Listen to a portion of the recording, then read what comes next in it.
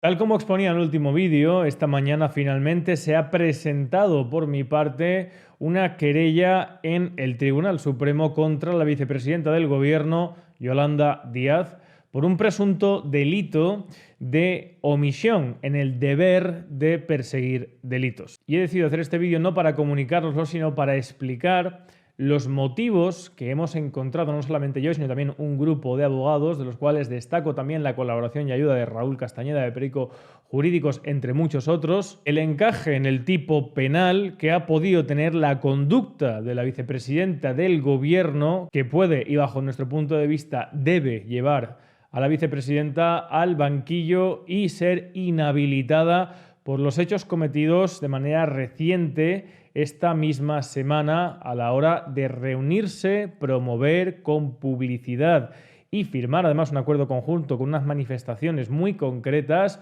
con el prófugo de la justicia Carles Puigdemont en Bélgica. Y el encaje penal que encontramos a los actos de la vicepresidenta como actos típicos antejurídicos culpables y punibles para que responda por una conducta delictiva bajo nuestro entender, están comprendidos y tipificados en el 408 del Código Penal, que reza así: la autoridad o funcionario que, faltando a la obligación de su cargo, dejara intencionadamente de promover la persecución de los delitos de que tenga noticia o de sus responsables, incurrirá en la pena de inhabilitación especial para empleo o cargo público por tiempo de 6 meses a 2 años. Somos perfectamente conscientes de que hasta ahora el sujeto activo que se ha encausado y ha sido contemplado, por lo tanto, jurisprudencialmente en este tipo penal, solamente ha hecho referencia a aquellos funcionarios o autoridades cuya obligación entre sus funciones de manera directa está la de perseguir delitos. Pero, damas y caballeros, la diferencia entre un leguleyo, un abogado y un jurista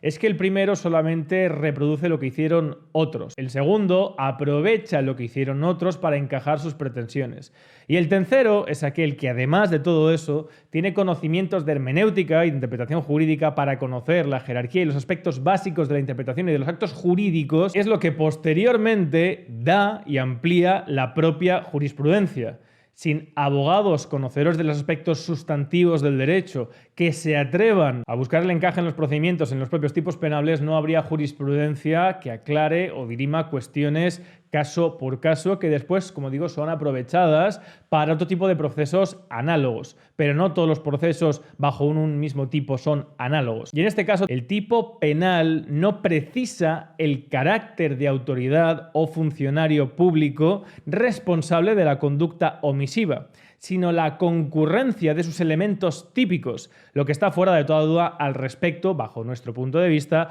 a quienes sin su concurrencia no hubiera tenido lugar la comisión de un delito entendido por nuestra parte. Desde luego consideramos que la calificación como autoridad o funcionario enmarca, por supuestísimo, a los miembros del gobierno. De hecho, esta calificación de autoridad o funcionario responsable de la conducta activa o omisiva era la misma que encajaba, por ejemplo, el antiguo delito de sedición, por el que todos sabéis estaba requerido en un principio, hasta la supresión de dicho tipo delictivo, Carles Puigdemont. El segundo elemento es la falta a la obligación de su cargo de dejar intencionadamente de promover la persecución de los delitos. Es decir, que entre las obligaciones de la autoridad o funcionario tiene que estar la obligación de no solamente, como dicen algunos, perseguir los delitos, sino la de la promoción de la persecución de los delitos. Y la propia jurisprudencia establece que, según la Real Academia Española, promover es la acción de impulsar algo para su desarrollo o realización. Pues bien, la pregunta que nos hacíamos es si Yolanda Díaz tiene entre sus funciones como vicepresidenta del Gobierno la obligación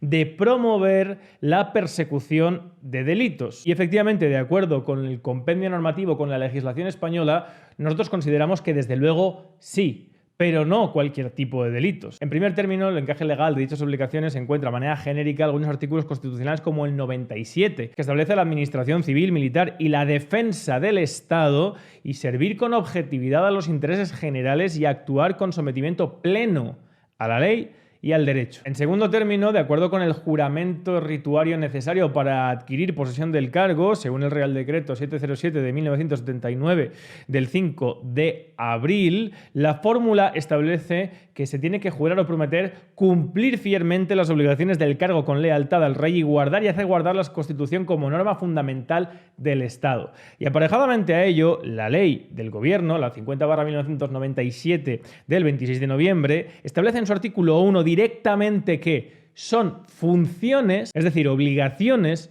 del gobierno, en primer término, dirigir la política interior y exterior, la administración civil y militar y la defensa del Estado. Estado compuesto y, por lo tanto, teniendo dichas funciones, el presidente, los vicepresidentes y los ministros. En consecuencia, de acuerdo con el cumplimiento forzoso de esas funciones y obligaciones, desde luego todo cargo ejecutivo de nuestro país tiene la obligación de promover la persecución de los delitos y sus responsables de todos aquellos que hayan actuado contra el Estado, contra la administración pública, porque es su deber, es su obligación en todo momento defenderla. Y todos sabemos, en este caso, los delitos por los cuales se busca, porque está en busca y captura, y con la orden de entrada en prisión, a Carles Puigdemont, por delitos contra la administración pública del Estado, tales como la desobediencia y la malversación de caudales públicos. Y los actos, las acciones de Yolanda Díaz de reunirse de manera voluntaria e intencional, como también establece el tipo penal que es requisito,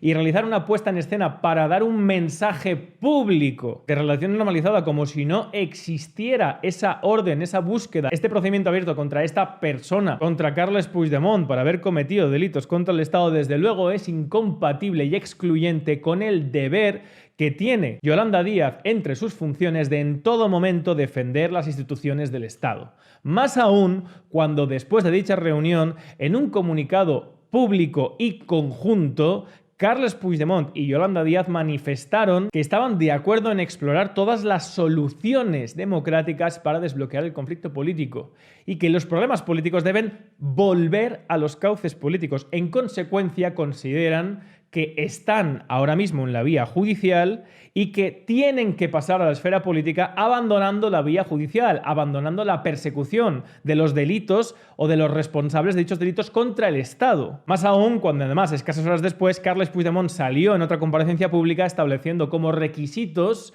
la amnistía para la formación de gobierno, para el apoyo a la investidura, entre las cuales estaría beneficiada y formaría parte la propia Yolanda Díaz. Damas y caballeros, tal y como establecido también en la propia querella, no se puede, es incompatible a la vez cumplir con la obligación de promover la persecución de los responsables de los delitos contra la administración pública del Estado y al mismo tiempo promover o favorecer una amnistía para estos. Son conductas excluyentes la una de la otra y, en consecuencia, los actos de la querellada recaen en la comisión de actos que redundan en la calificación penal que sustenta este escrito. En otras palabras, desde luego consideramos que entre las obligaciones propias del gobierno está en todo momento la defensa del Estado, de la Constitución y de la Administración y el compendio normativo jurídico, así como el sometimiento pleno y objetivo a la ley y al derecho. Y esto es incompatible con la omisión de dicha circunstancia en un voluntario e intencional tratamiento público con una persona que ha cometido delitos contra el Estado.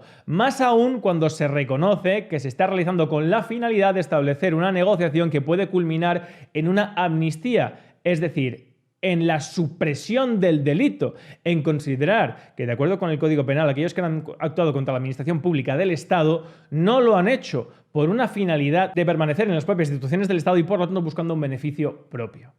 Espero que sus señorías entiendan este encaje penal, lo compartan y den a trámite dicha querella, porque os puedo decir que en las últimas 2 noches ha sido muchísimo trabajo, como digo, con muchos compañeros, intercambiando opiniones y pareceres, y desde luego consideramos que la deriva que está tomando la acción política de nuestro gobierno está yendo en contra ya no de los intereses generales de la propia nación, de las propias leyes que ellos mismos dicen que es de obligado cumplimiento para todos los ciudadanos, es decir, lo que enmarca un Estado de Derecho. Veremos cómo se resuelve esta situación y sí que os advierto una cosa.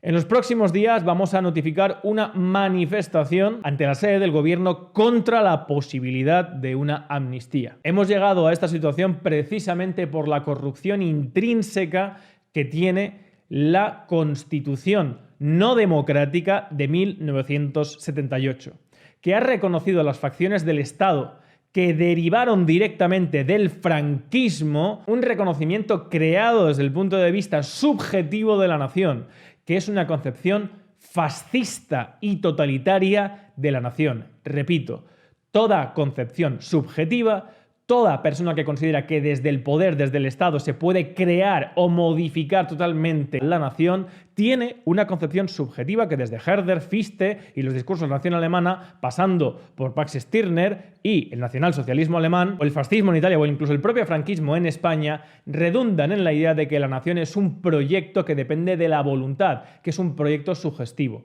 Una concepción que fundamenta el fascismo y la concepción fascista y estatalista de la nación. Razón por la cual actuamos y actuaremos de todas las maneras posibles para impedir una de las peores páginas que por la corrupción intrínseca de este sistema político está llevando a la propia destrucción del sujeto político de la nación española. Y por cierto, aunque sabéis que rara vez lo hago, en este caso sí debo advertiros que todo ese trabajo que en este caso se realiza de manera altruista. Tenéis en la parte baja, en la descripción, un Patreon, un PayPal para los que queráis apoyar en esta tarea, porque desde luego todo esto se hace sin ningún tipo de finalidad de lucro y cobrando a nadie. Os puedo decir que son muchísimas horas de trabajo. Nada más, espero que os haya interesado y quedad muy pendientes de esa próxima convocatoria, porque necesitamos que se escuche esa voz unitaria, desde diferentes ideologías, diferentes puntos de vista que compongan la pluralidad de la nación española, pero que no está dispuesta a verse nuevamente saqueada desde las ambiciones y la corrupción del Estado enmarcada en el régimen del 78. Nada más, un fuerte abrazo, compartid el vídeo, por favor, dadle me gusta, salud y libertad colectiva.